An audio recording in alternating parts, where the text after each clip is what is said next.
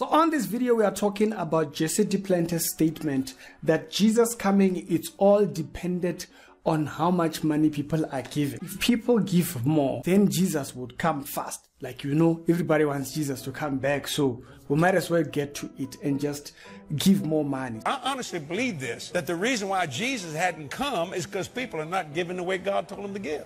You can speed up the time. I realize that I will not move people emotionally to give. Right. No. I'm going to have people move according to the Word of God. What is God saying to you? Because you see, He wants to see us as much as we want to see Him. You see what I'm saying? And so what has hindered all these things is, it's because people are not doing in the financial realm, because we live in an economic world, what God's called them to do. What I want to focus on this particular video, it's a form of witchcraft. The first form of witchcraft is the one which is obvious. Africa, you know. Lightning, they strike you, you know, something like that. And then there's the second form of witchcraft, which the Bible does address. You see this form of witchcraft actually been spoken of by Paul. Paul speaks about this witchcraft in disgust because it has caused people, or it had crippled certain individuals from how they should think about certain subjects.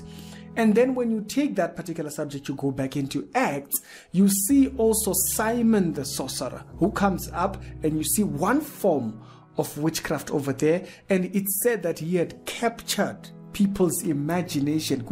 He was so captivating that people could not help but think of how special this particular one individual is. But there is this level, again, this level where Jesse Duplantis is, which is the witchcraft of the mind. It's not lightning at night, you know, I sent a rat to eat your money.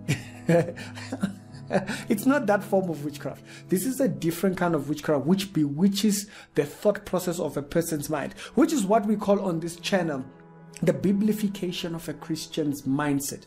How to biblify, or how to get a Christian thinking biblically. And Paul speaks of this type of witchcraft as crippling to the growth.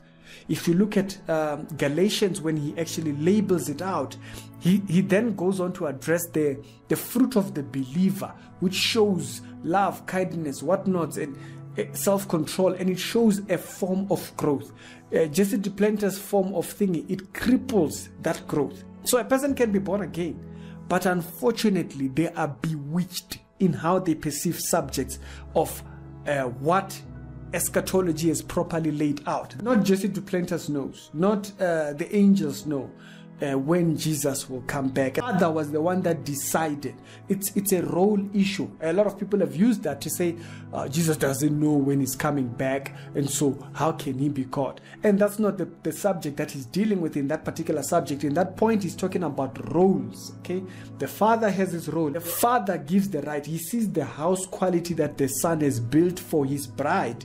Then you have the right to go and fetch your bride. So that's why when Jesus leaves, he says, I go to prepare a place. Roles. So the money thing is not the subject. As a matter of fact, Jesus even says, do not be deceived. The Son of Man will not come until certain things start to happen. And you see in Thessalonians, it start to break down the coming of the Antichrist and all these things. And so the unfortunate part of people like Jesse is that it's bewitching the mind from thinking. Because you see, a person then dismisses everything they know about the end time because Jesse says they need to give money.